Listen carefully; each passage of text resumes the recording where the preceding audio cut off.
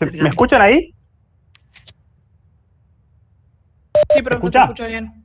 Sí, se escucha bien. Perfecto, gracias.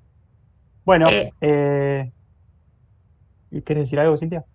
sí, perdón. De que, chicos, yo voy a grabar, pero por las dudas, si alguno de ustedes tiene algún grabador de pantalla y lo puede grabar también, buenísimo, por cualquier cosa. Eso,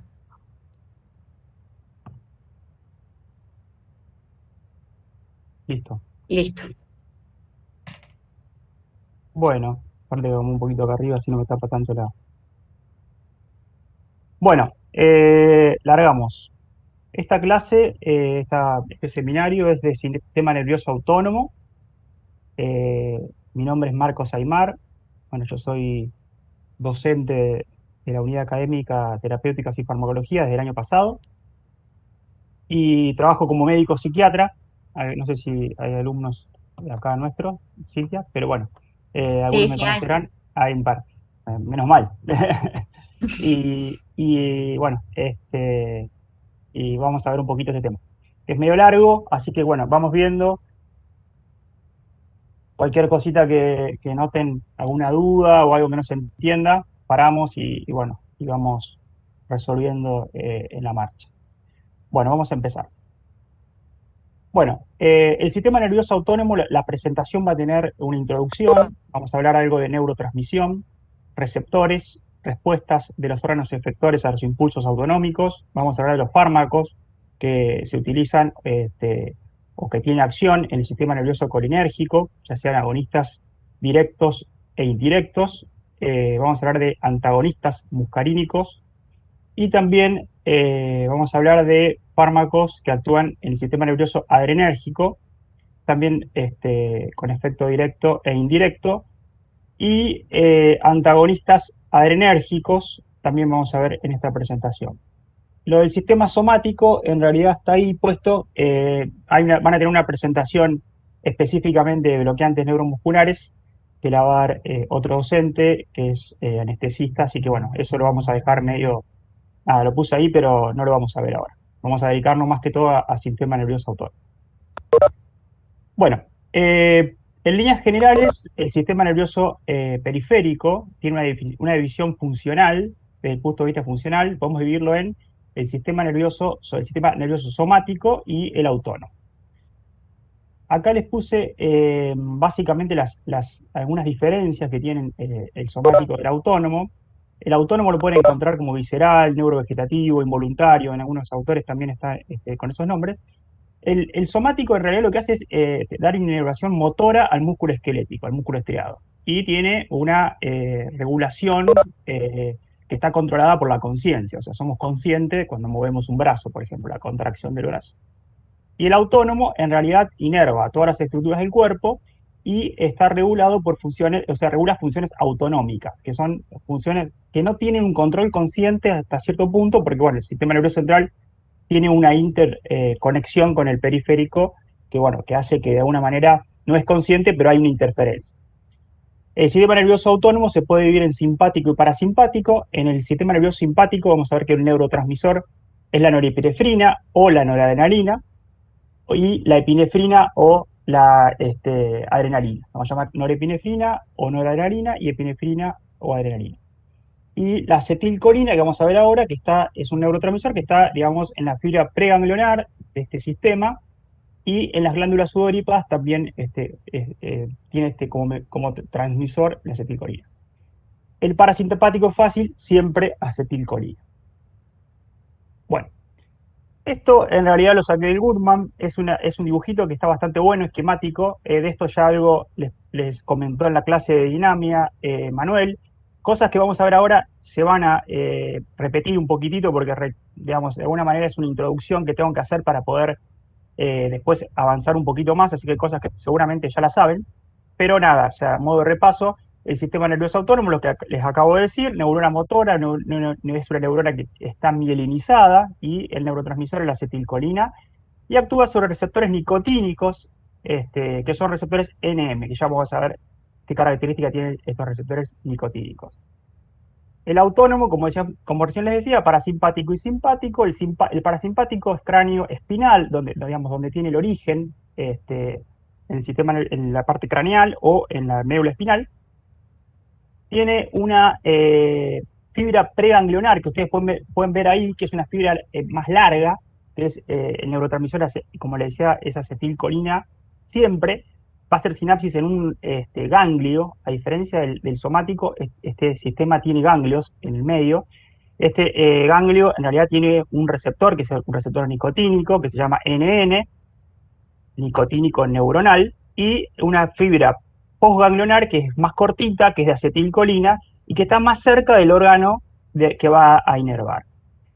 El simpático es tóraco-lumbar, el origen, y tiene la primera fibra preganglionar, que es de acetilcolina, hace sinapsis en el receptor nicotínico neuronal, y la postganglionar, como ustedes ven ahí, es en general norepinefrina, es más difusa digamos, la acción del simpático, fíjense que no es una sola fibra, sino que son varias, y está más lejos del órgano, digamos, que va a inervar. En el caso de las glándulas sudoríparas, ustedes pueden ver ahí que dice fibra colinérgica simpática. ¿Qué quiere decir? Es el único lugar donde hay una fibra de tipo colinérgica, o sea, de acetilcolina, en el sistema nervioso simpático, y que va a las glándulas sudoríparas. Y después tenemos la médula suprarrenal, que es la que libera principalmente epinefrina. El 80% de la epinefrina es circulante, es de la médula, y un menor porcentaje, 20% de la norepinefrina, que la mayor parte se libera, como les mostraba anteriormente arriba. Bueno, esto es más o menos digamos, cómo está anatómicamente dispuesto el sistema nervioso. En cuanto a los receptores, ya vamos a ver bien, pero los muscarínicos son para acetilcolina y los adrenérgicos pueden ser alfa o beta, que ya vamos a ver, y en el caso de las glándulas sudoríparas es un receptor muscarínico porque justamente va a la acetilcolina. Vamos hasta acá más o menos. Listo. Bueno, neurotransmisores. Acá les voy a nombrar algunos neurotransmisores que existen. Digamos, está el GABA, la glicina, que son inhibitorios, el glutamato y el aspartato, la acetilcolina, que vamos a ver ahora. Están las catecolaminas, que son las partes las que vamos a ver ahora, que es la norepinefrina, la epinefrina y también la dopamina, son catecolaminas. La 5-hidroxitriptamina, que es la serotonina, la histamina, el neuropéptido I, la sustancia P. Hay muchos neurotransmisores que tienen un mecanismo como el que vamos a ver ahora en relación a esto. Acá, en cuanto a la transmisión, ahí está. La transmisión sináptica tiene pasos que de alguna manera se repiten en los distintos neurotransmisores, pero varían obviamente las enzimas y los sustratos que se utilizan. Siempre en la síntesis de un neurotransmisor, primero se tiene que sintetizar en la neurona presináptica, después se almacena en unas vesículas, que son vesículas de almacenamiento, ya vamos a ver un poquito de esto, y luego se libera, que la liberación se da por una exocitosis, que como siempre tiene que ver con el ingreso de calcio, que es por medio de un canal de calcio sensible al voltaje, y esto ocurre, por supuesto, ante una despolarización de la membrana. Ante un potencial de acción se libera un neurotransmisor. Una vez que el neurotransmisor se liberó de la vesícula, pueden pasar varias cosas. Entre ellas, lo que ocurre es interactuar sobre receptores, que estos receptores pueden estar en la presinapsis o en la possinapsis. Los postsinápticos lo que van a dar es una respuesta en la célula postsináptica. Por ejemplo, acá puse la norepinefrina, tiene receptores alfa 1, alfa 2, beta 1, beta 2 y beta 3 postsinápticos. Y presinápticos que lo que hacen es modifican su propia liberación del neurotransmisor. Por ejemplo, en el caso de la norepinefrina, el dibujito que les puse acá, el beta 2 es un receptor que está acoplado a proteína GS, que lo que hace es aumentar el adenato ciclasa, el AMP cíclico, la proteinquinasa A, va a fosforilar y activar canales de calcio, por lo cual va a aumentar el ingreso de calcio a la célula y va a hacer una exocitosis del neurotransmisor. El alfa 2, en el caso de la norepinefrina, hace lo contrario, o sea, inhibe la liberación del neurotransmisor. ¿Para qué sirve todo esto? O sea, ¿para qué interesa? Porque hay muchos medicamentos que actúan a este nivel. Por ejemplo, si yo le voy a dar un medicamento a un paciente que es agonista alfa 2, va a disminuir la liberación, en este caso, de norepinefrina. Podría servir para, ya veremos qué, tal vez, si yo quiero bajar la presión arterial de un paciente, tal vez pueda usar un medicamento que actúe ahí. Si yo lo bloqueo al alfa 2, por ejemplo, con un medicamento que tenga un efecto bloqueante, antagonista, voy a aumentar la liberación del neurotransmisor porque bloqueo la inhibición, y en ese caso podría ser útil, por ejemplo, para aumentar la presión, que no se usa, o por ejemplo, si es en el sistema nervioso central, podría ser útil como para mejorar la sinapsis o modular la sinapsis noradrenérgica y como un antidepresivo. Es más, hay un antidepresivo que es la mirtazapina, que una de las acciones que tiene es a nivel de ese receptor. O sea, para esto es interesante conocer en detalle un poquito esto. Bueno, seguimos. Otra de las cosas que pueden pasar es, una vez que el receptor salió de la sinapsis, puede entrar, como les decía recién, actuar sobre receptores o ser reciclado. ¿Qué quiere decir? Que se recaptura la catecolamina. O sea, hay un transportador, que es ese autito que está ahí, que lleva a la catecolamina de vuelta adentro de la presinapsis. En este caso de la norepinefrina, el transportador es el NET y ingresa a la norepinefrina. En el caso de la acetilcolina, ya vamos a ver que no es la acetilcolina no es la que se recapta, sino la colina, y ya vamos a ver qué transportador tiene. Pero bueno, yo le puse un ejemplo como para ir viendo esto. Y por último, la metabolización, que en el caso de la norepinefrina la metaboliza la MAO, que es la monoaminoxidasa, y ahí se termina la historia. Bueno, vamos lo que voy a ir tratando de hacer es como dar, como de alguna manera, una cuestión de relación entre simpático y parasimpático, porque pasa esto es un poco más sencillo de entender. Ustedes en los libros van a ver que hay, en el Goodman, por ejemplo, en el Flores, tiene un montón de capítulos del sistema nervioso autónomo, y, digamos, está siempre separado, que van a ver simpático, parasimpático, y la verdad que por ahí complica un poco entender. O sea, si bien no son cuestiones siempre antagónicas, pero sí es interesante ver la diferencia. Entonces yo voy a ir como un poco haciendo como esta relación como para explicarlo de otra manera a la que la van a encontrar en la literatura. Bueno, el colinérgico, el sistema nervioso colinérgico, como yo le decía, siempre acetilcolina. Ahí no le van a errar porque el neurotransmisor es siempre el mismo. Y acá lo que ocurre es lo siguiente, esto lo que estamos viendo acá es una neurona presináptica, la que está arriba, y la postsináptica es lo que se ve de la membranita en la parte de abajo. Va a ingresar la colina, que es el precursor de la acetilcolina, ¿no? Que la mayor parte de esa colina en realidad va a venir de la degradación de la acetilcolina. Y después se va a unir a la acetilcoenzima A, y por una enzima, que es la colina acetiltransferasa, se va a formar la acetilcolina. Esa acetilcolina va a ingresar a un gránulo, que es un gránulo que yo recién le decía que eran gránulos de almacenamiento, que bueno, digamos, una vez que ingresa al gránulo, que tiene que ver con un gradiente con el potasio, que lo tienen ahí a la derecha en el dibujito, va a ingresar por una bomba a potasio, y de esa manera después, potasio no, hidrógeno, y el hidrógeno sale por este transportador e ingresa la acetilcolina al gránulo. Se junta ahí, no hay una, digamos, no es que es una sola molécula de neurotransmisor, sino que se juntan muchas, por eso es un gránulo, está lleno de neurotransmisores, y eso después se va a ir hacia la membrana, se va a pegar a la membrana a través de estos movimientos que vamos a detallar ahora, que ocurren en la zona activa, y esa vesícula se va a liberar al espacio intersináptico, que son un montón de neurotransmisores de acetilcolina que van a dar los efectos. Acá, bueno, un poco lo que les decía recién, por ejemplo, receptores nicotínicos, muscarínicos que ven ahí, y una parte de esta acetilcolina la toma la acetilcolinesterasa y la va a degradar. Entonces va a dar la colina y el acetato, y la colina ahí después vuelve a ingresar a la vesícula presináptica, que ahí es donde justamente la recaptura a la colina y se vuelve a formar de nuevo acetilcolina. Entonces es un poco digamos, el mecanismo de exocitosis de la acetilcolina. Esto en realidad es un poco, nada, es como para explicar en qué proteínas intervienen en esta exocitosis, en el mecanismo de la exocitosis. Ustedes pueden ver que está la vesícula arriba, y abajo hay una membrana, que es la membrana neuronal, y cada una de estas partes tienen proteínas. Por ejemplo, el MUNC18, el SNAP25 y la sintaxina 1 son de la membrana neuronal, y la vesícula sináptica tiene la sinaptotagmina y la sinaptobrevina. La complexina, que aparece después, es una proteína citoplasmática. Cuando, digamos, esta vesícula se acerca, digamos, de alguna manera a la zona de la zona activa, lo primero que ocurre es que se unen dos de estas proteínas, que son la sintaxina 1 y el MUNC18, que ese es el acoplamiento, y después ocurre el cebado, que es que tiene dos partes. El uno es la unión de la sintaxina 1, el SNAP25 y la sinaptobrevina, que la sinaptobrevina era una de las proteínas de la vesícula. Después viene la complexina, que es esta citoplasmática que se pega a ese complejo, que es el complejo SNARE, y después, por último, la sinaptotagmina, que es la otra proteína de la vesícula, también se pega, ingresa el calcio y eso todo eso hace que se libere el neurotransmisor. En realidad, ¿esto para qué sirve? Sirve un poco en colinérgico porque la toxina botulínica lo que hace es, de alguna manera, que ya lo vamos a ver, en realidad no lo vamos a ver porque lo tenía que haber dicho recién, está acá, la toxina botulínica lo que hace es interferir o bloquear esta cuestión, entonces no se puede liberar el neurotransmisor, se impide la liberación del neurotransmisor. Actúa sobre estas proteínas por la toxina botulínica.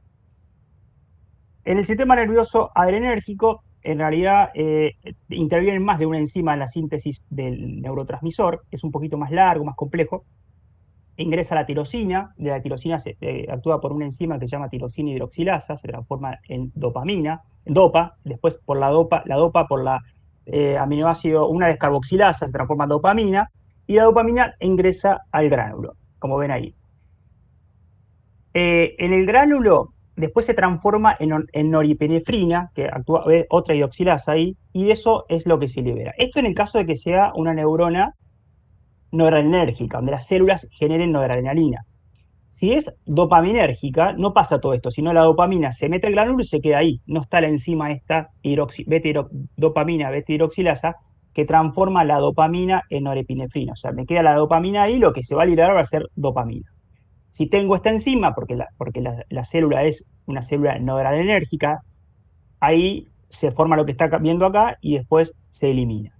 Si en vez de ser noradrenérgica, estamos, por ejemplo, no sé, acá en la suprarrenal, la médula suprarrenal, que es donde más se genera la epinefrina, una vez que se forma ahí, se almacena, después sale, como dice ahí, sale de la vesícula y en el citoplasma se va a metilar, o sea, sufre una metilación y ahí se transforma en epinefrina y se vuelve a guardar en un gránulo. Vamos, es un proceso diferente, pero básicamente tienen que entender un poquito eso. Y después, una vez que la norepinefrina se libera, en este caso, por ejemplo, vuelve, como habíamos visto anteriormente, por un transportador, que es el NET, y ahí la MAO, que es una enzima que está en las mitocondrias, la degrada. No sé si voy muy rápido, se entiende algo, no se entiende nada. Dígame si no escucho ningún ruido, parece que estuviese solo. ¿Se entiende, profe? ¿Se entiende? Se entiende, ¿Muy bien? sí, ¿O sí. quieren más rápido, más lento? ¿Va bien así? No, ¿Va creo que bien? está bien. Va bien, bueno, listo. Bueno, los receptores colinérgicos, en realidad, los receptores pueden ser colinérgicos o adrenérgicos. Los colinérgicos pueden ser muscarínicos o nicotínicos. Acá esto también ya lo vieron, lo puse en distintos colores como para identificar, de acuerdo al color, a qué proteína están unidos. El M1, M3 y M5, ¿se acuerdan que Manuel le dijo a los impares que están unidos siempre a GQ? M2 y M4 GI, por eso le puse ese color, y en cuanto a los alfa, alfa 1 GQ, alfa 2 GI y beta 1, beta 2 y beta 3 GS. Ya vamos a ver un poquito qué hace cada uno.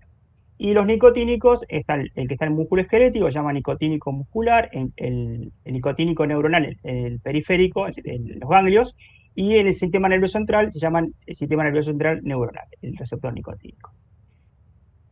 Bueno, esto es nada, un repaso rápido de los receptores nicotínicos. Ustedes se acuerdan muy bien que son receptores que están unidos, acoplados a las proteínas G. Ahí está la proteína G, la vamos a ver un poquito más acá.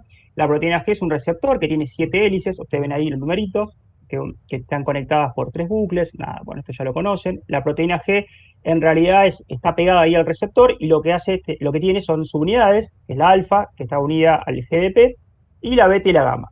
Después, cuando se produce la activación del receptor, existe un cambio conformacional en la subunidad alfa, que lo que hace es unirse, liberar el GDP y unirse al GTP, y se disocia esta unidad alfa, subunidad alfa, del dímero beta-gamma. O sea, es como que, digamos, se separan.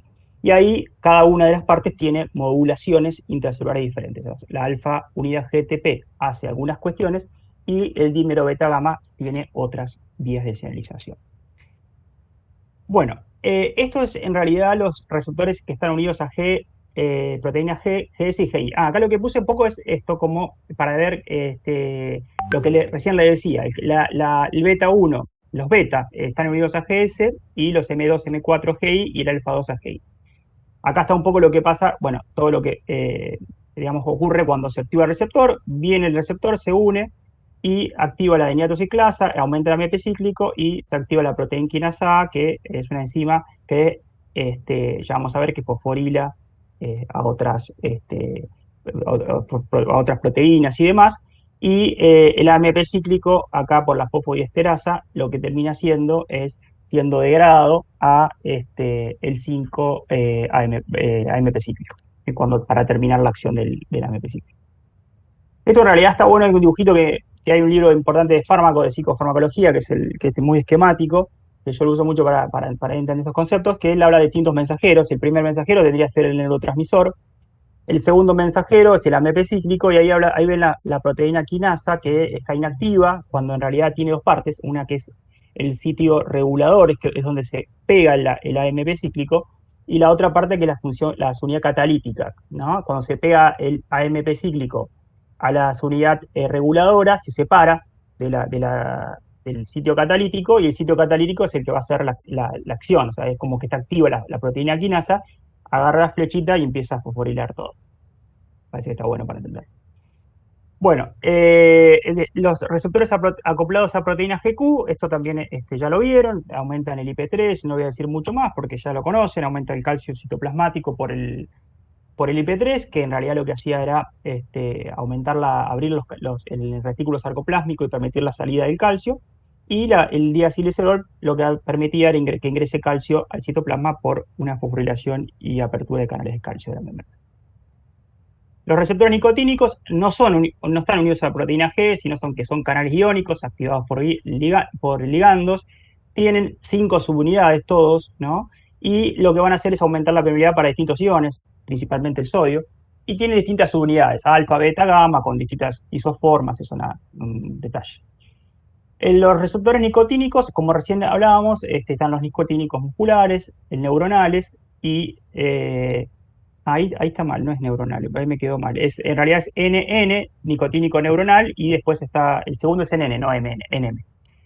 El primero está en el músculo, el segundo está en los ganglios autónomos, como les decía recién, y el último, que es el sistema nervioso central neuronal, que está en cerebro. Ahí tienen qué subunidades tienen cada uno, esto nada, es como para que conozcan que tienen diferentes subunidades. No es necesario que lo sepan. Bueno, vamos a ver un poquito la respuesta de los órganos efectores a los impulsos autonómicos. ¿Qué va a pasar cuando el sistema nervioso actúe sobre los distintos órganos? Y para esto decidí cómo separar en músculo cardíaco, un poco como lo que veníamos viendo en dinamia, músculo liso, efectos secretores, respuestas metabólicas y endógenas, es como generalizado. Bueno, en el corazón, el simpático actúa sobre los receptores beta, que lo que hacen es unirse a la proteína GS. Bueno, ya vimos todo lo que genera, fosforilando canales de calcio de tipo L, que eso hace que ingrese el calcio, se junta con la troponina C, y también va a fosforilar a los receptores de adenodina, y de esa manera lo que va a hacer es aumentar la concentración de calcio y se produce la contracción. También, como habían visto, en la diástole se fosforila la fosfolamban, que lo que hace es aumentar esta actividad de secuestro del calcio en el retículo sarcoplásmico, y también la troponina I, que lo que hace es que se permite que se facilite la disociación de la troponina C al calcio. Bueno, en definitiva lo que hace es un efecto inotropismo, o sea, todas las propiedades cardíacas aumentadas, la contractilidad, el automatismo, la velocidad de conducción y la frecuencia cardíaca. Ahí en este dibujito está bastante bueno. El otro, que es el parasimpático, ustedes fíjense que es el mismo dibujo, nada más que la acetilcolina viene por el otro lado. Digamos, a la derecha de la imagen aparece el receptor GI, y lo que hace es inhibir las propiedades que generaba el GS, o sea, todo lo que recién les dije, para abajo. O sea que el M2, que es un receptor muscarínico, tiene propiedades, que disminuye la acción del corazón. En el músculo liso, vamos a ver por ahí acá algo de secreciones, pero en realidad más que todo músculo liso bronquial, también ustedes ya lo vieron. ¿Qué ocurre? Acá está detallado, cuando se une al GQ, la proteína GQ, que es el M3, lo que termina haciendo es una broncoconstricción por la activación del IP3, el diacilglicerol, se une el calcio con la calumulidina, se activa a la miosina de cadena ligera, que esa miosina de cadena ligera lo que hace es fosforilar a la miosina y se produce la contracción. En el caso de que sea el sistema nervioso simpático, digamos, lo que ocurre acá es aumento del AMP cíclico, activación de la proteína quinasa A y la fosforilación inactiva a esta miosina de cadena ligera y se relaja. En el simpático, el receptor es un receptor beta 2, el músculo liso bronquial.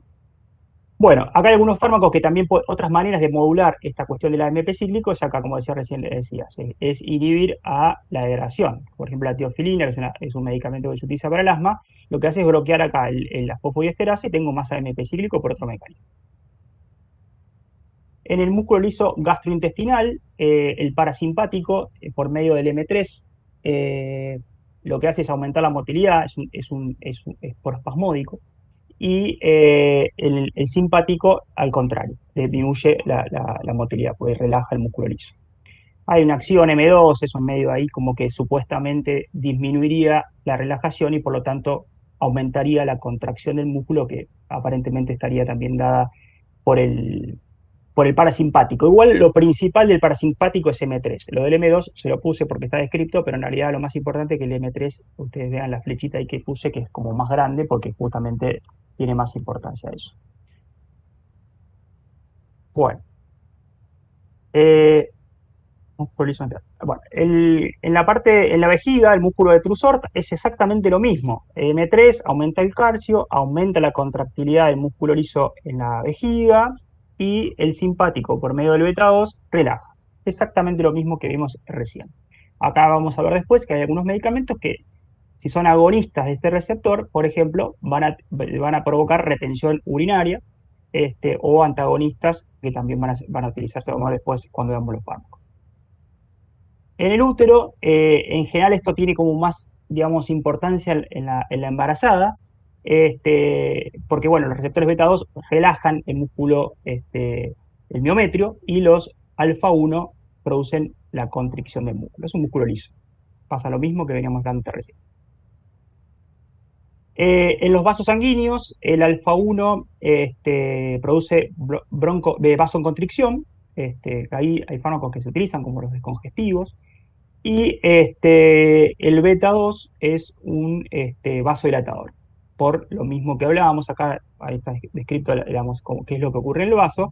La proteína quinasa lo que haría es disminuir la entrada de calcio, digamos, fosforilar los canales de calcio, en este caso lo cierra, disminuye la entrada, y aumenta la salida de calcio por la calcio ATPasa y aumenta la captación de calcio en el sarcoplásmico, y de esa manera disminuye la concentración de calcio en el citoplasma. Ahí el dibujito dice aumento de calcio, pero está mal. Lo que termina haciendo es una vasodilatación.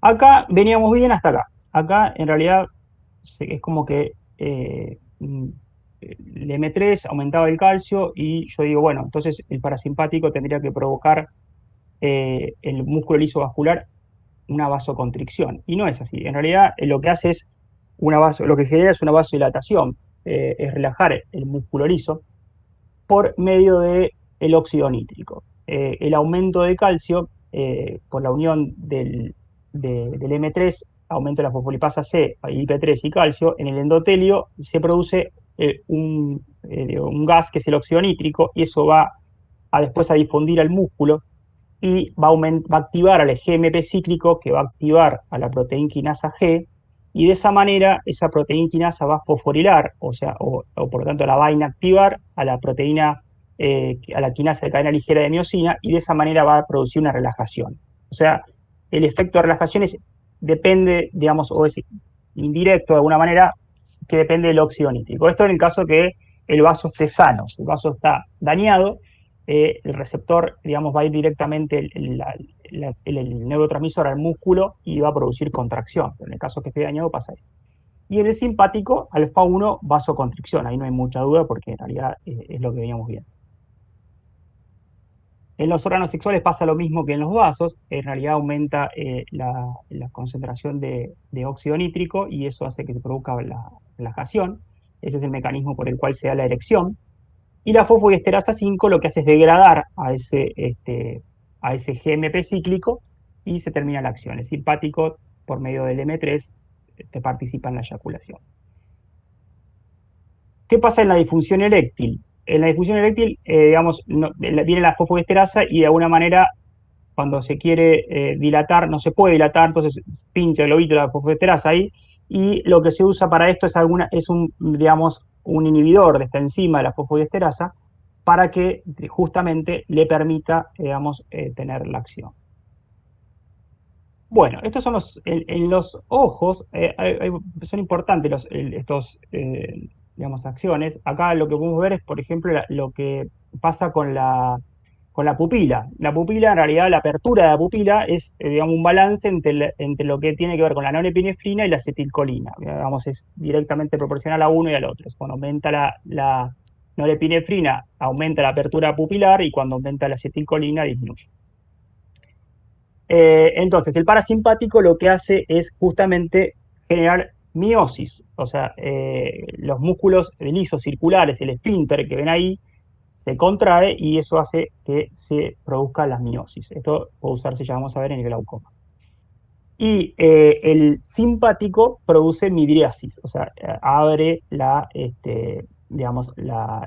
contrae el radial, que son los músculos que están por fuera, y al contraerlo dilata la pupila. En realidad, algo que por ahí no les dije antes, pero realmente como que el simpático lo tienen que siempre pensar como para la lucha, la huida, y eso, bueno, ustedes ahí pueden sacar algunas de los efectos que estamos viendo, que bueno, uno cuando quiere huir va a pensar ver más de lejos, bueno, va a aumentar la frecuencia cardíaca y todo lo que ya veníamos hablando.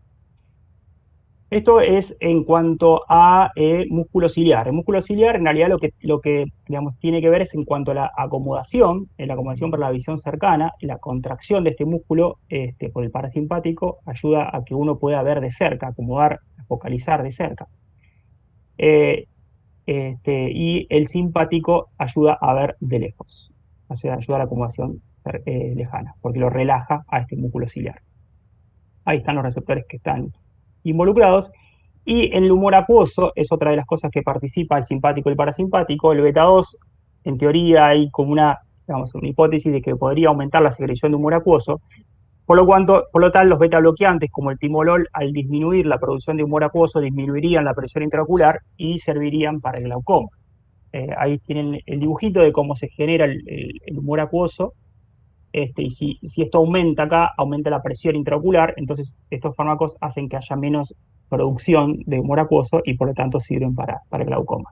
Acá es un dibujito de lo que es una visión, el campo visual reducido por el glaucoma, como si fuese Marcos, sí. Acá hay justo hizo una pregunta Julián, que Sí. dice, profe, ¿puede volver a los receptores de la acomodación? Bien, sí.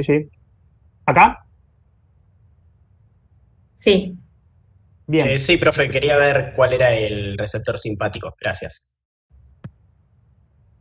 Claro, el receptor simpático, en realidad, en la acomodación, de la dilatación pupilar es el iris, el músculo del iris. Y en la acomodación participa el ciliar. Es ese musculito que está ahí. Acá lo ven. Cuando ese músculo se contrae, uno puede ver de cerca. Fíjense que el cristalino, que es eso que ven ahí, es como que se hace como más curvo, y eso hace que la visión permita, esa modificación en el cristalino permite que uno pueda ver más de cerca. Cuando eso se relaja, pasa lo que ocurre cuando actúa el simpático y uno puede ver de lejos. Bueno, acá me tapa arriba, pero no sé qué dice arriba. Efectos secretorios me parece de ser, ¿no? Sí, deben ser las glándulas. Bueno, las glándulas... Sí, efectos secretorios. Las glándulas pueden actuar sobre, como les decía, este es el único caso donde el simpático tiene una fibra colinérgica. Fíjense que yo a la derecha le puse fibra colinérgica simpática. Si es colinérgica, tiene que ser acetilcolina, no puede ser colinérgica y ser adrenalina ni norepinefrina. Básicamente las glándulas sudoríparas tienen inervación del simpático y el parasimpático. La diferencia puntual es que, el tipo de sudoración, ustedes imaginen, o sea, no sé, cuando tengan que ir a rendir el final de farmacología, se ponen nerviosos y esa es seguramente es más, tal vez, de las dos, pero puede tener con mucho transpirar las manos, es una cuestión digamos, de mucha adrenalina y ansiedad, entonces, bueno, generalmente se activa más pero también pueden transpirar enteros, así que también puede estar el simpático, digamos, de las dos formas. En realidad la sudoración está descrita como más generalizada en el parasimpático y en el otro más localizada, o la sudoración adrenérgica. A nivel, siempre el parasimpático aumenta la secreción de todo, o sea, aumenta la secreción traqueobronquial, gastrointestinal, de las lágrimas, nasofaringeas, salivales, todo es para arriba, por medio del M3 y la acción del calcio y el diacilglicerol y la proteína quinasa C, que yo no lo puse ahí, pero también tiene que ver con esta acción. Acá, bueno, nada, es un poco lo del ácido porque es algo importante que lo van a ver. Todas estas cosas las van a volver a ver todo el año, básicamente, porque son temas como muy introductorios los que yo estoy dando, pero después vamos a ver en detalle, cuando veamos enfermedad ulceropéptica, vamos a ver esto, cuando veamos hipertensión van a ver todo el corazón, o sea, van a ver, digamos, permanentemente todos estos temas. Es como una cosa muy general esto. En cuanto a la secreción de ácido, en la célula parietal del estómago, tiene el parasimpático, que lo que hace es aumentar justamente la secreción. ¿Y cómo es este mecanismo? Es también vía M3. Fíjense que la mayoría del parasimpático es M3, salvo el corazón, que es M2, GI, y algunas que yo les mostré, digamos, algunas cuestiones del M2, el músculo liso, pero que tiene menor relevancia que el M3. O sea, el M3 siempre está ahí. Después están los M5 y los M1, que son más centrales, mucho acá en periférico no se ve. Acá el de la estamina. Bueno, acá sí, este es uno de los lugares donde está el M1, pero no es tan común de verlo. Fíjense que la terminal de acetilcolina va a estimular el M3, eso activa la fosfolipasa C, el IP3, el calcio, y eso lo que hace es generar una estimulación de la secreción de ácido.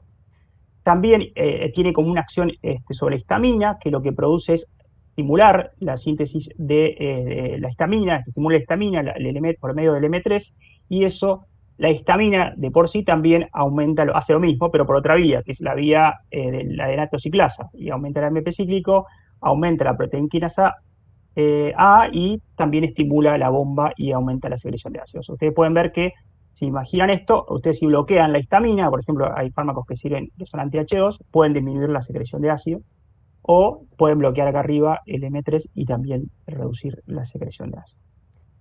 Bueno, acá tienen, por ejemplo, los antagonistas muscarínicos que, como recién les decía, el butilbromuro de iosina disminuye la secreción de ácido y también disminuye la motilidad, porque acá estoy hablando de la secreción ácida, pero ustedes, si recuerdan, el M3 también tenía una acción aumentando la motilidad gastrointestinal. Bueno, esto es las respuestas metabólicas. Hay distintos, digamos, órganos como el hígado, el músculo y el tejido adiposo, donde las catecolaminas lo que van a hacer es estimular los depósitos de energía en combustible libre. O sea, lo que necesita para funcionar es más, en este caso, por ejemplo, más azúcar. Entonces aumenta la glucemia. ¿Cómo lo hace? Por medio del beta 2, en el hígado y el músculo esquelético degrada el glucógeno y de esa manera va a aumentar la glucemia, y en el tejido adiposo aumenta los ácidos grasos por la degradación de los triglicéridos, o sea, hace un aumento de la lipólisis y de esa manera va a llegar más glucosa al ciclo de Krebs y voy a tener mayor energía. O sea que acá funciona más que todo las catecolaminas, con este efecto que tiene las catecolaminas más catabólico, y de alguna manera aumenta la glucemia para tener más energía. Dentro de las respuestas endócrinas también está la secreción de renina, que también está básicamente, fíjense que algunos tienen más inervación de uno que del otro. Por ejemplo, en la parte gastrointestinal hablamos más que todo del parasimpático, y ahora acá aparece más el simpático. O sea, no es que es exactamente en todos lados iguales. El simpático, por medio del beta 1, aumenta la secreción de renina, lo cual va a activar el sistema de renina-angiotensina y va a aumentar la tensión arterial. Entonces acá, por ejemplo, si yo utilizo un medicamento que lo bloquea esto, como por ejemplo un bloqueo beta 1 con un beta bloqueante, voy a tener una disminución de la liberación de renina, y con eso va a bajar la presión, me va a servir como para bajar la presión. También el músculo cardíaco, los beta bloqueantes, si se acuerdan, disminuyen la frecuencia cardíaca porque el beta 2, el beta 1 en el corazón aumentaba la frecuencia cardíaca. Bueno, esto es en cuanto a las respuestas endocrinas con la secreción de insulina. Esto es una célula pancreática. La glucosa, cuando una persona, digamos, se alimenta, va a ingresar a la célula pancreática, se va a metabolizar. Una vez que se metaboliza, se va a producir un aumento del ATP intracelular, y ese aumento del ATP intracelular lo que va a hacer es bloquear este canal de potasio sensible al ATP, y de esa forma, digamos, cuando se bloquea este canal, aumenta el potasio intracelular. Entonces, como aumenta el potasio, que tiene carga positiva, se produce una despolarización, ingresa el calcio a la célula y se libera la insulina. O sea, ese es el mecanismo por el cual se libera la insulina a través de la célula del páncreas. Acá ustedes pueden ver, por ejemplo, bueno, lo vamos a ver mejor en la próxima, me parece, acá. Acá, por ejemplo, tenemos esto mismo que veíamos recién, en este dibujito de la derecha, el simpático tiene como dos acciones en relación a la insulina. Acá es como, hay que pensarlo un poquito, pero yo fíjense que le puse la flecha como más intenso en el alfa 2, o sea que tiene un predominio en la acción simpática sobre la disminución de la secreción de insulina y aumento de la glucemia. También puede aumentar la secreción de insulina y disminuir la glucemia si actúa sobre el beta 2, pero en general es como más importante la acción alfa 2, por lo tanto va a terminar generalmente aumentando la glucemia. En el caso del parasimpático, siempre es M3 y por esa vía aumenta la glucemia. Acá abajo pueden ver, por ejemplo, a la derecha, el M3, que es lo que pasa, y siempre la misma vía y aumenta la insulina. Y si no, el otro que acabamos de ver, que es bloqueando este transportador, este canal, y de esta forma sale la insulina, libera la insulina. Bueno, yo no veo a nadie, no sé cuántas personas tengo, si están todos dormidos, si se fueron. Acá estamos, Marcos. No, somos ¿sí? 65, sí. Se aburrieron hasta acá, más o menos entendí algo. Está muy buena la clase, Marcos, dale tranquilo, está muy bien esa. ¿Está Manuel ahí? Bueno, ahora me pongo más nervioso, ahora empiezo a tartamudear. No. Ahora empiezo a No sé si voy muy rápido, porque lo que pasa es que como es mucho, y esta parte es medio como, digamos, de alguna manera, repaso de algunas cosas, me parece como que nada. Me parece que está bien a mí. Dale, vamos. Bueno, en los fármacos en el sistema nervioso colinérgico, los grupos farmacológicos que yo les dije que íbamos a hablar, tenemos agonistas colinérgicos de acción directa, y ahí tenemos las aminas cuaternarias y las aminas terciarias. ¿Qué diferencia hay? En realidad acá la diferencia principal, ¿por qué lo ponemos así? Es porque las cuaternarias tienen carga, y eso hace que, como ustedes vieron en cinética, tengan menor absorción, o sea, se absorban poco, por lo cual la capacidad para atravesar barreras, como por ejemplo la barrera hematocefálica, va a ser limitada. Entonces, todos los que tienen ahí la acetilcolina, la metacolina, el carbacol, el betacol, tienen una carga y hace que sean cuaternarias. Y las terciarias, por ejemplo, yo les puse una para no llenarlos de fármacos, que es la que más se usa, es la pilocarpina. La pilocarpina, al ser terciaria, tiene, digamos, una absorción, se absorbe más fácilmente y tiene mayor capacidad de atravesar las membranas. ¿Para qué sirven estos agonistas colinérgicos de acción directa? Bueno, la pilocarpina en realidad es usada como mina terciaria, como tiene, en el caso del ojo necesita tener, digamos, poder atravesar, para poder tener la acción, entonces tiene que ser la pilocarpina y no la metacolina ni el betanecol, que se usa para el glaucoma como un agente miótico, para aumentar la reabsorción del humor acuoso. El glaucoma lo que ocurre es un aumento de la presión intraocular, entonces digamos, con la acción de la miosis, en general, más que todo en el glaucoma, esto generalmente lo van a ver más en el glaucoma de ángulo estrecho, que lo que hace es acomodar, una cuestión estructural, acomoda de alguna manera el ángulo que está pegado, ahora ya lo vamos a ver un poquito más adelante en una fotito, o creo que ya lo puse antes, pero de alguna manera mejoraría el tema de la presión intraocular. Y la serostomía, porque bueno, en el caso del Sjögren, que es un síndrome que tiene mucha sequedad, puede servir una sustancia que sea con una acción colinérgica. En el diagnóstico de la hiperreactividad bronquial también se puede usar la metacolina, es el que se usa, y el betanecol en trastornos de la vejiga urinaria, por ejemplo, pacientes que tengan una retención urinaria posoperatoria, puede usarse este medicamento. Bueno, los agonistas colinérgicos de acción indirecta, estos se usan bastante, por ejemplo, el hidrofonio. El hidrofonio tiene una duración más cortita, y la fisoctimina, que es terciaria, la neostimina y la pirostimina, que son cuaternarias, que tiene una duración más larga, de 30 minutos a 6 horas, y la ribastimina, que también es un inhibidor reversible de la acetilcolinesterasa, que la ribastimina se usa más que todo es principal uso en la enfermedad de Alzheimer, que también está el donepezilo y la galantamina, que tiene este mecanismo. Bloquean a la acetilcolinesterasa de manera reversible y de alguna forma, o sea, de esta forma indirecta, aumentan la disponibilidad de la acetilcolina para hacer sus efectos. Y después están los inhibidores irreversibles, que son los órganos fosforados, son los insecticidas, que eso obviamente no tienen fines terapéuticos, pero sí, ustedes van a ver un caso clínico de este tema en el práctico, que obviamente al bloquear a la enzima de manera irreversible van a aparecer todos estos síntomas que venimos viendo, estos efectos que venimos viendo de la acetilcolina por mucho más tiempo, porque está bloqueada y no se puede volver a eliminar la acetilcolina.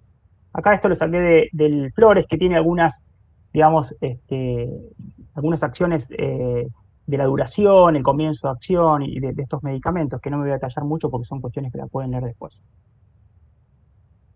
Bueno, los agonistas colinérgicos de acción indirecta, tenemos la neostimina y la pirostimina, que puede usarse en la miastenia gravis. La miastenia gravis es una enfermedad autoinmune que, digamos, lo que pasa es, lo que ocurre en esta enfermedad es hay un bloqueo por autoanticuerpos de receptores nicotínicos en la placa neuromuscular, y eso genera una debilidad muscular generalizada. Entonces, en realidad lo que hacen estos medicamentos es aumentar, como la acetilcolina tiene un efecto, digamos, que mejora, que produce contracción muscular, mejoraría esos síntomas.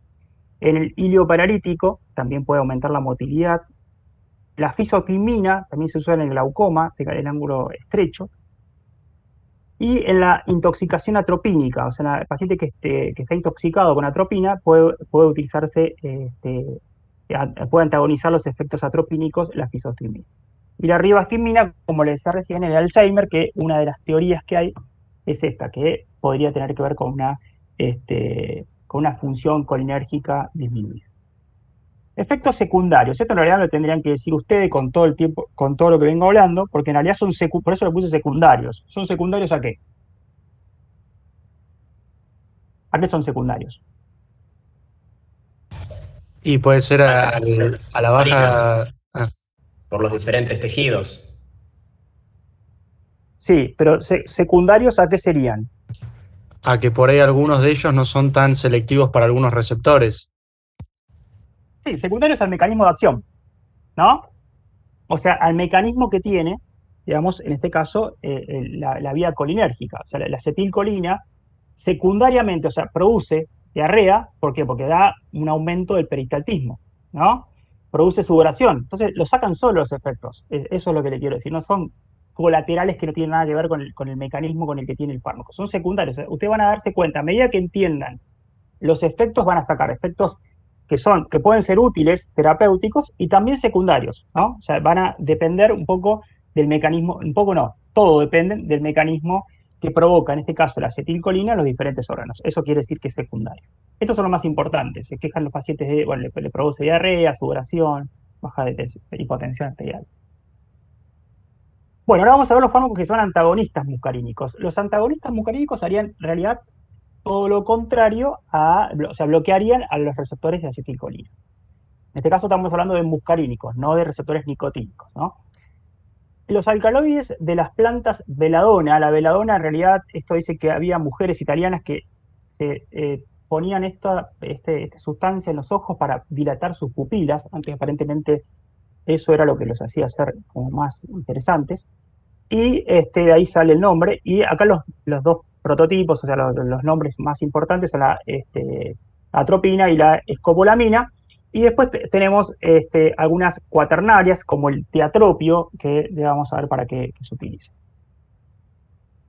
Bueno, los antagonistas colinérgicos, muscarínicos, algo de esto ya veníamos recién hablando. yo les puse en principio los nombres de los que más se usan y para qué son. Por ejemplo, la oxibutirina se usa para la vejiga hiperactiva y la enuresis en los niños. El tiotropio se usa para el EPOC, el asma, el hiperatropio, el tiotropio, ya lo vamos a ver, son medicamentos que lo usamos en asma y en EPOC. La tropicamida es un agente midriático. Esto es en realidad importante para el fondo de ojo.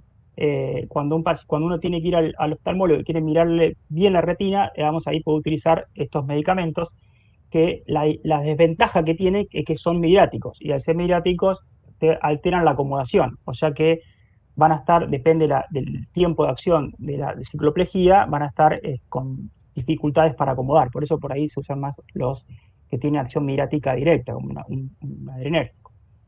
El bromuro de diosina, hay un nombre comercial muy conocido de esto, que lo que hace es disminuir la secreción de ácido de la motilidad gastrointestinal, que se usa bastante, que capaz que lo conozcan, y que es la buscapina, que la buscapina en realidad es bromuro de diosina. Y la atropina, que se usa para el envenenamiento por insecticidas organofosforados asociados a las oximas, que son las que van a, de alguna manera, mejorar la enzima que está inhibida irreversiblemente, reactivan la enzima. Bueno, agentes midriátricos, cicloplégicos en el fondo de ojo. Fíjense, la cicloplegia, esto que le decía recién, si yo le hago un fondo de ojo a un paciente, yo no le hago porque soy psiquiatra, pero si fuese oftalmólogo, si le hago no veo nada, le doy atropina para le pongo atropina tópica.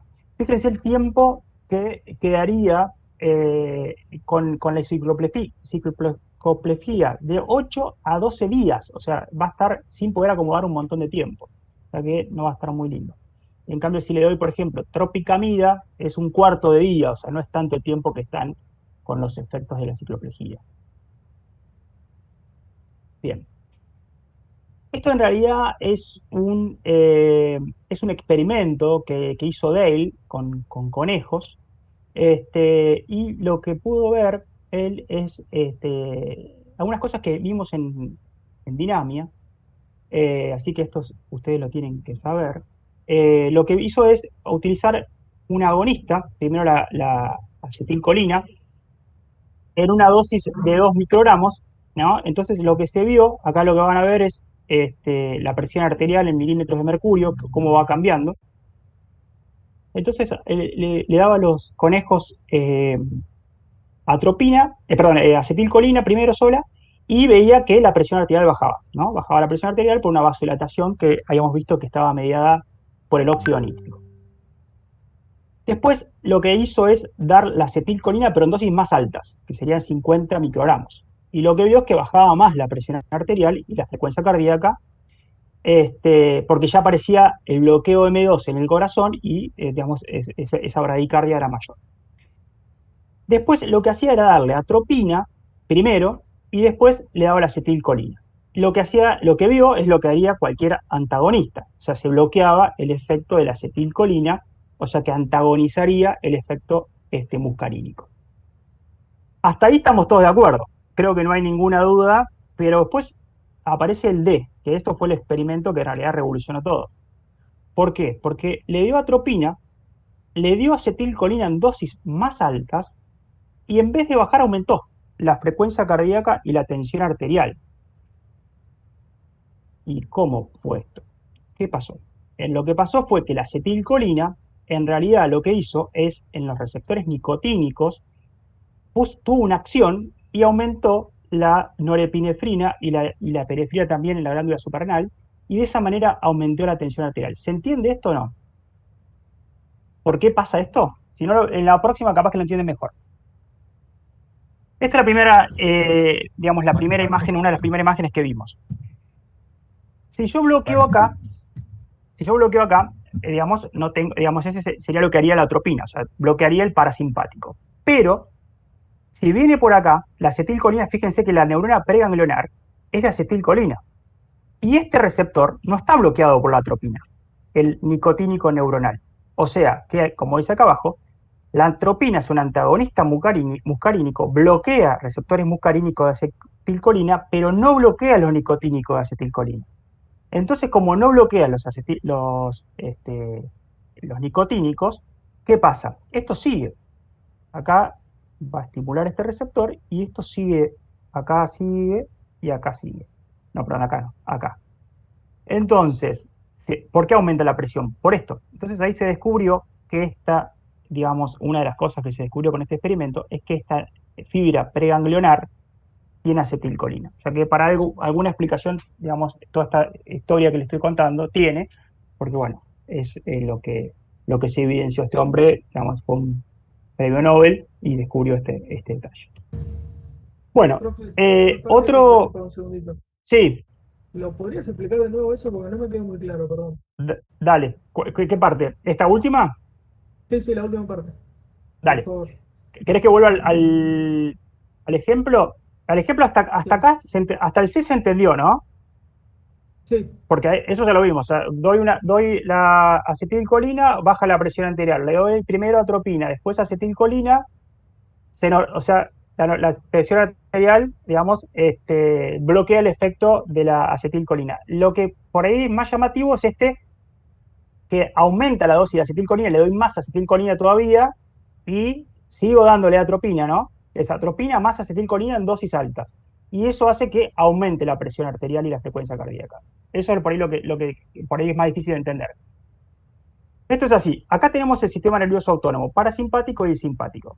El parasimpático libera la acetilcolina y este receptor está bloqueado por la atropina. Pero este receptor que está acá no lo bloquea la atropina, el nicotínico neuronal. Y este que está acá en la médula suprarrenal tampoco lo bloquea la atropina, porque es un receptor nicotínico neuronal. Y la atropina es un antagonista de los receptores muscarínicos, no de los receptores nicotínicos. Entonces, la acetilcolina viene por acá, cuando llega acá, el antagonista no puede hacer el efecto. Pero cuando viene por acá, por esta neurona preganglionar, se encuentra con el nicotínico neuronal y acá no hay un freno del impulso nervioso.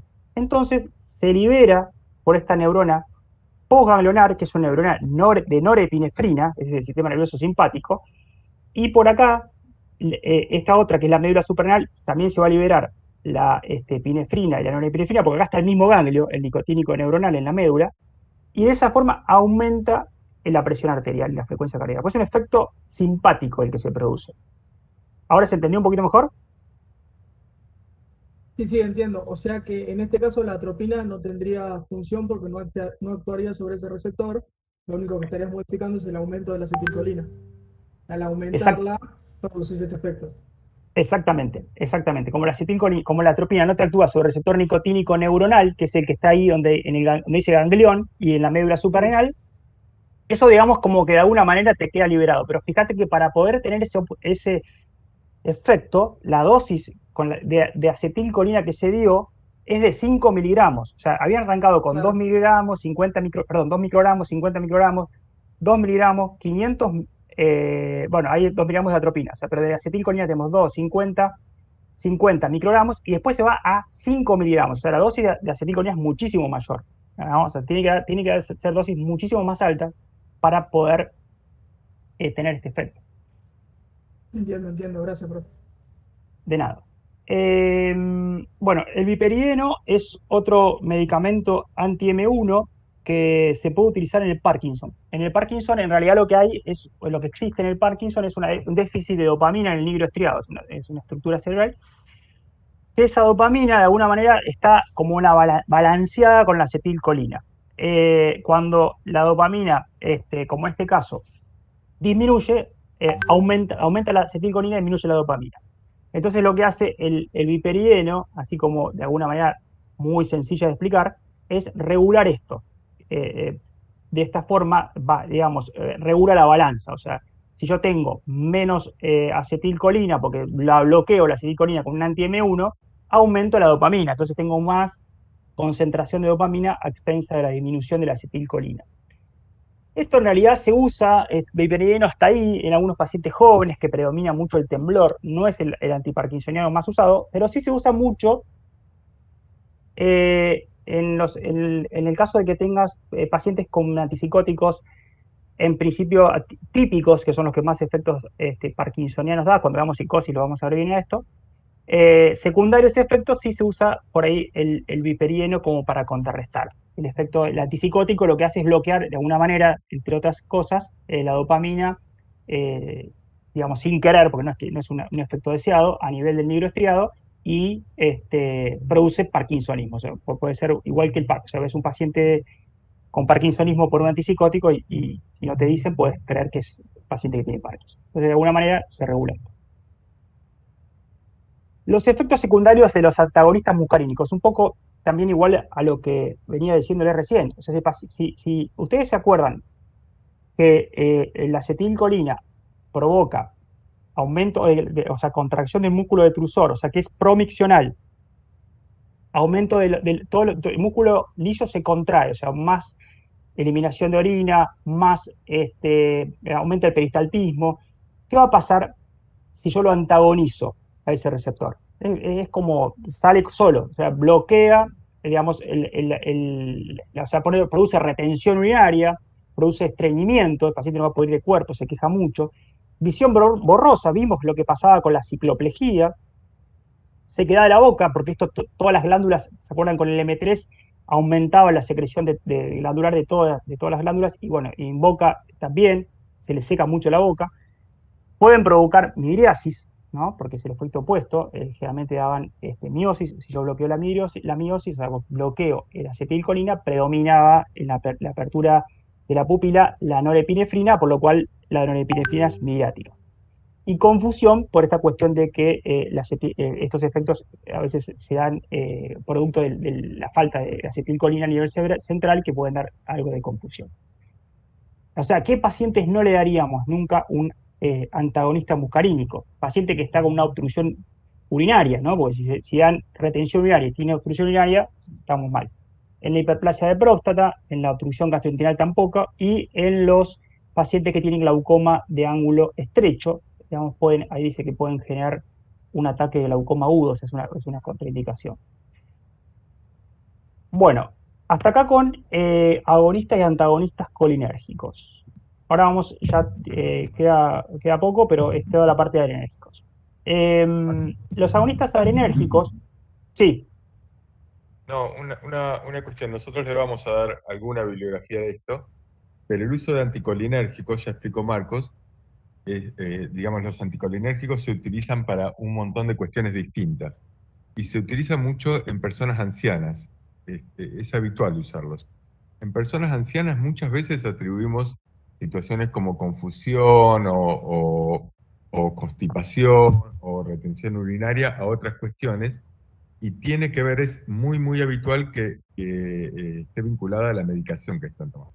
Esto lo digo porque es normal que las personas ancianas tomen 8, 10, 15 medicamentos. Y entre estos medicamentos suele haber muchos que tengan acción buscada, antimuscarínica, u otros que tengan como efectos secundarios los efectos antimuscarínicos. Son efectos secundarios, no es el efecto que está buscado, pero suelen tener efectos secundarios.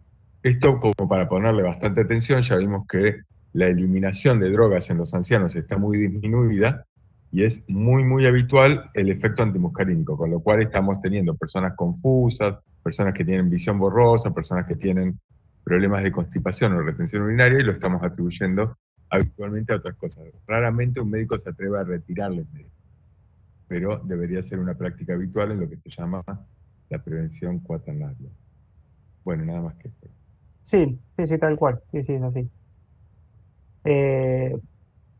Bien, bueno, sigamos con los agonistas adrenérgicos directos.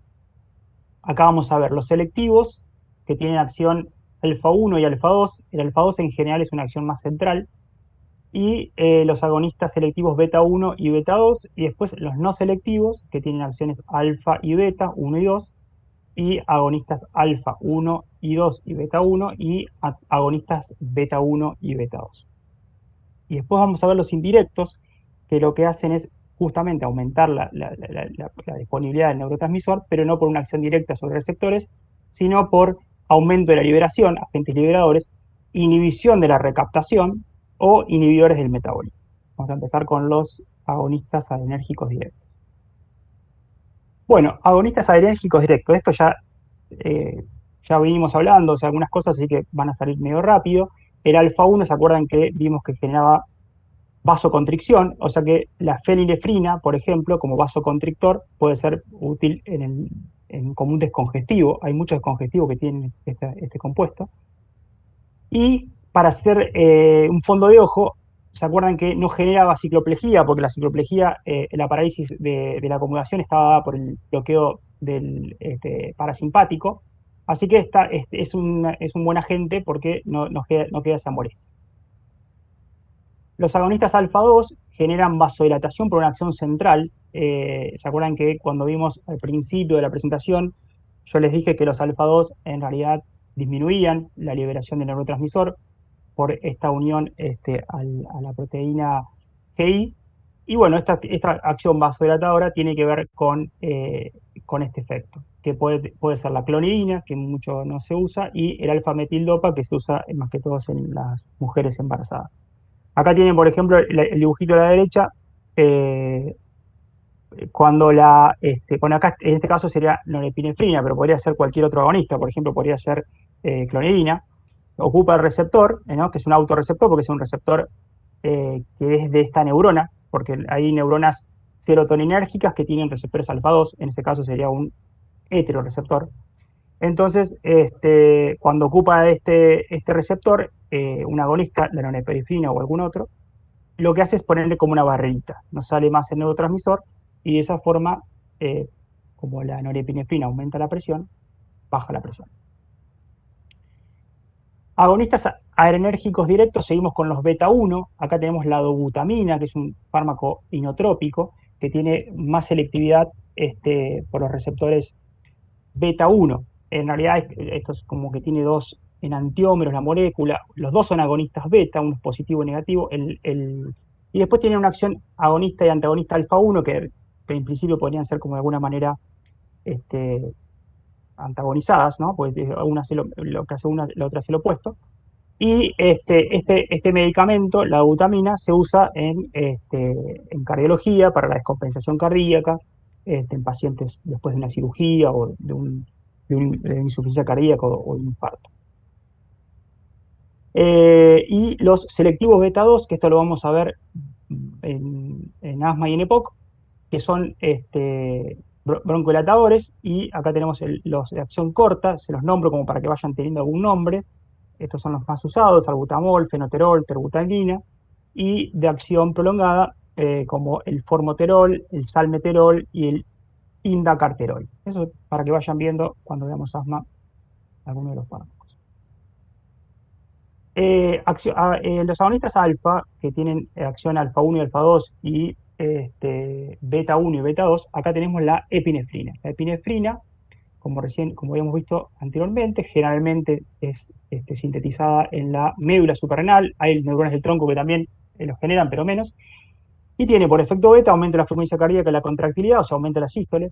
Y en el músculo liso vascular, en dosis bajas, como tiene efecto beta, beta-1 y beta-2, como tiene efecto beta-2, podría producir una vasodilatación, o sea, disminuiría la tensión arterial diastólica.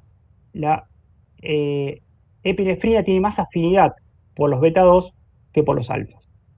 Y a dosis alta, ahí ya predominan los efectos alfa. O sea, cuando la dosis de la epinefrina es alta, ya ahí en realidad predomina el efecto alfa-1 y se produce la vasoconstricción con el aumento de la resistencia periférica y el aumento de la tensión arterial diastólica. Ahí en la derecha tienen el dibujito, pues lo miran, de lo que está explicado en el escrito.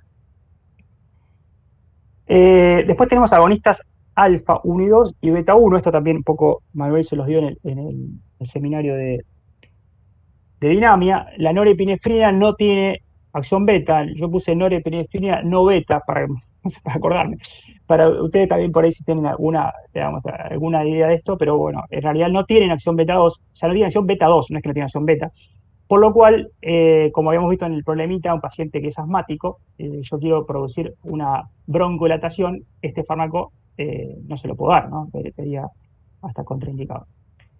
Y la norepinefrina lo que hace es aumentar la sístole por efecto beta 1 y habría un efecto de bradicardia refleja por el efecto del vago y parasimpático, y a nivel del músculo liso vascular por el efecto alfa-1, como no tiene efecto alfa-2, en realidad acá no habría la vasodilatación y qué pasaba con la epinefrina. Marcos, ¿me dejas decir una cosita nada más? Sí, dale.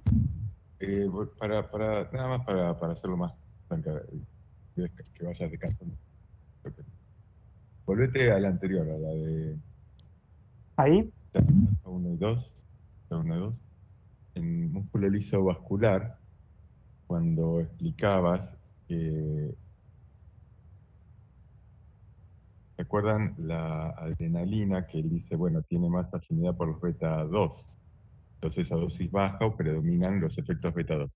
Los beta 2 que se encuentran en el músculo liso vascular, lo que va a hacer es fácil de acordarse si piensan que una persona cuando, por ejemplo, cuando se emociona o tiene vergüenza, muchas veces enrojecemos, ruborizamos. Y esto tiene que ver con esta acción, liberación de adrenalina, y entonces se produce vasodilatación, hay muchos beta 2 en los vasos periféricos, y entonces enrojecemos. Ahora, si lo que tenemos es un susto muy, muy grande, nos ponemos lívidos, quedamos blancos, porque predomina la vasoconstricción. Ahí actúa sobre los alfa-1. Simplemente como para acordarse, digamos, pensar. Está bueno. Sí, sí. Está bueno el ejemplo. Gracias. Bueno, y estábamos acá. Norepinefrina, agonistas beta 1 y 2, el isoprotenolol, que tiene, bueno, como tiene acción beta, aumenta la frecuencia cardíaca, la contractilidad, aumenta la sístole, y en los vasos es beta 2, así que provoca vasodilatación, disminuye la resistencia periférica y disminuye la diástole. Bueno, los usos. Esto lo van a encontrar en cualquier libro: el broncoespasmo para la epinefrina, reacciones de hipersensibilidad, bloqueo completo de corazón o paro cardíaco, justo con los anestésicos locales para prolongar su acción. Y la norepinefrina, como no tiene acción beta, solamente como vasoconstrictor para aumentar la tensión arterial en condiciones de cuidados intensivos, y el isoprotenolol también para estimular la frecuencia cardíaca en bradicardia o bloqueo cardíaco. Agonistas adrenérgicos de acción indirecta, tenemos acá agentes liberadores, la tiramina. La tiramina en realidad mucho se ve probado, como a veces en la depresión, pensando que si doy un precursor, la verdad que no tuvo mucho, digamos, no servía usar la tiramina. No sé si la verdad que tiene mucho más que como agente liberador, así no sé cuánto puede afectar la mejoría de la función adrenérgica, pero bueno, está descrito. Y los inhibidores de recaptación, que ahí son fármacos que tienen, si bien estamos hablando del sistema nervioso periférico, esto pasa en el sistema nervioso central, pero el transportador es el de la norepinefrina, y acá hay fármacos que son medicamentos antidepresivos que bloquean este transportador en la norepinefrina, también algunos otros, como el de la serotonina o el de la dopamina, y se usan para mejorarle el ánimo. Otra forma indirecta de aumentar lo que es la transmisión simpática es inhibiendo el metabolismo. Acá para esto hay que repasar un poquito cómo se metabolizan las monominas. Y hay dos enzimas, en realidad, la MAO y la catecol metiltransferasa o metiltransferasa, la COMT, que son las que metabolizan básicamente a estas catecolaminas. La MAO tiene dos formas, la A y la B. La B metaboliza la dopamina y la serotonina, principalmente esas dos, y la MAO también a la norepinefrina, o sea, dopamina, serotonina y norepinefrina. En esto, durante mucho tiempo se utilizaron estos medicamentos que también tienen acción central, porque son para depresión y para el Parkinson. Mucho tiempo se usó la tranilcipromina, que es un IMAO, pero bueno, la verdad que tiene muchos efectos adversos, mucho riesgo, porque mejora dos categorías, o sea, la dopamina, la norepinefrina y la serotonina, pero el bloqueo es irreversible, y en condiciones normales, cuando uno come, por ejemplo, alguna sustancia que tenga alimentos ricos en aminas aromáticas, por ejemplo el queso, los quesos duros o vinos, se piden algunos tipos de vinos, tienen mucha tiramina, y cuando uno come eso, en general, la MAO lo va a eliminar, lo va a metabolizar, y sea un metabolito inactivo y listo. Si yo bloqueo a esta MAO con un IMAO, cuando coma alguna de estas cuestiones, o sea, el paciente hay que avisarle que no pueden comer nada que tenga tiramina. ¿Y qué pasa? La MAO está bloqueada y encima, en caso de la tranilicipromina, irreversiblemente. Entonces, si yo no puedo eliminar la tiramina, ahí se convierte en un problema. Esa tiramina va a la circulación sistémica, como dice ahí, libera noradrenalina y genera una crisis hipertensiva que puede llegar a ser mortal. Entonces, en realidad son fármacos que no se usan, son muy eficaces, pero la verdad que son muy poco seguros. Los selectivos, la L-gilina, que es un IMAO B, que bueno, puede potenciar a la L-dopa en el Parkinson, ese sí se usa.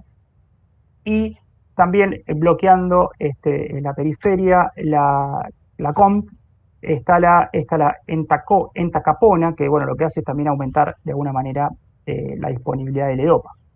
La L-dopa pasa a la barrera hematocefálica y después en el cerebro se transforma en dopamina. Bueno, antagonistas adrenérgicos. Acá tenemos los alfa-1, que lo que hacen es inhibir a la vasoconstricción. Tenemos dos, el prazosin, que es un fármaco que, digamos, lo que hace es bajar la presión arterial. Tiene un efecto secundario, que es el fenómeno de la primera dosis, que es una hipotensión postural que ocurre después de la administración, o sea, hay que decirle al paciente que tenga cuidado con eso, que lo tome en la cama, o sea, con ciertas precauciones, y se usa para hipertensión. En realidad no es tan usado, pero podría ser de utilidad. Y la tamsulosina, sí se puede usar en la hiperplasia benigna de próstata. En la próstata hay un subtipo de receptor, que es el alfa-1A, que al ser bloqueado, lo que hace es relajar el músculo liso del cuello de la vejiga, de la próstata y de la uretra, y de esa manera permite que se vacíe la vejiga. Entonces al paciente le mejora bastante la sintomatología. Bueno, otro antagonista alfa-2, que tiene acción central, que no se usa, que es la yoimbina, que podría aumentar la presión arterial y la frecuencia cardíaca, la verdad que no se usa. Y después los antagonistas beta que sí se usa, que son los beta bloqueantes, que acá están un poco la clasificación, lo van a ver un montón de veces en cardiovascular, a todo esto en muchísimo más detalle. Pero bueno, nada, sepan que hay de primera, segunda y tercera generación, que los de primera son no selectivos, que está el propranolol y el timolol, que lo usamos, se los mostré en algún momento. Y los de segunda, la atenolol y hay otros más. Y de tercera generación tenemos el selectivo beta 1 con aumento del óxido nítrico, por ejemplo, el nebivolol, y el no selectivo que bloquea el alfa 1, el carvedilol, entre otros. Son nada más que algunos. ¿Para qué sirven los bloqueantes beta? Bueno, para la hipertensión, para el ángulo, la insuficiencia cardíaca, para arritmias. Y en oftalmología, como vimos, para glaucoma, el timolol, porque disminuye la producción de humor acuoso. Y por lo tanto, la presión intraocular.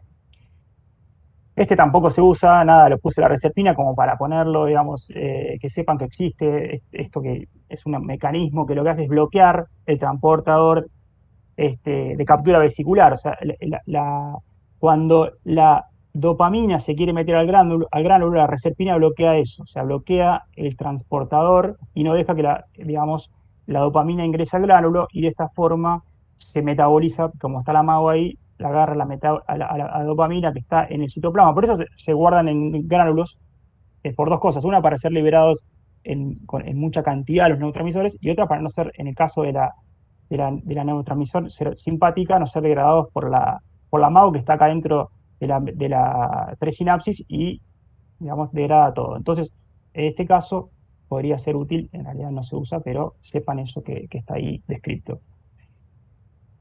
Esto no lo voy a dar porque ya van a tener una clase de este tema de neuromuscular, de toda la parte de los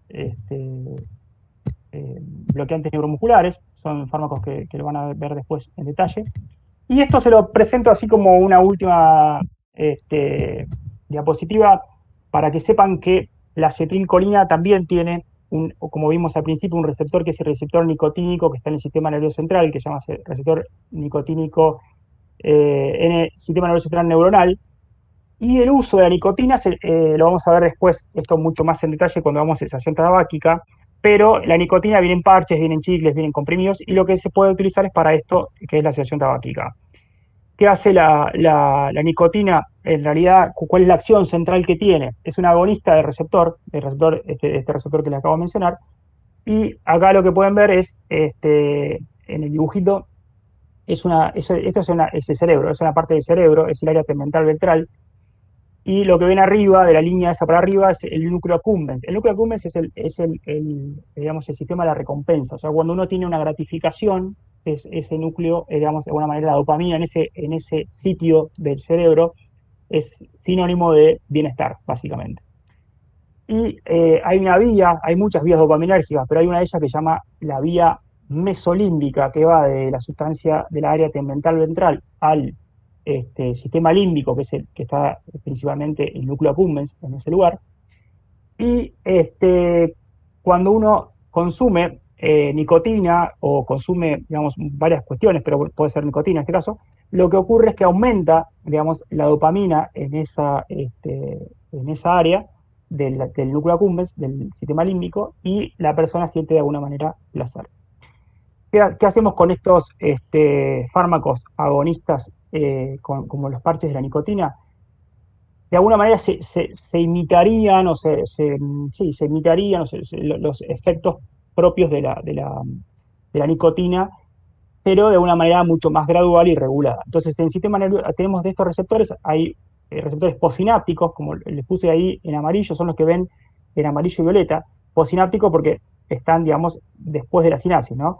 Entonces, hay dos. Hay uno que está en la neurona dopaminérgica, que es este azul, y cuando viene la acetilcolina y se une a ese receptor, aumenta la dopamina en el área, digamos, de arriba del cerebro, en el mesolímbico. O sea que actuando sobre esos receptores tengo más dopamina. O otra opción es esta interneurona GABAérgica, el GABA es inhibitorio. Entonces, cuando actúa ahí la nicotina, lo que hace es disminuir la inhibición. O sea, si tengo menos inhibición, tengo más estimulación. Entonces, aumenta la dopamina de manera indirecta.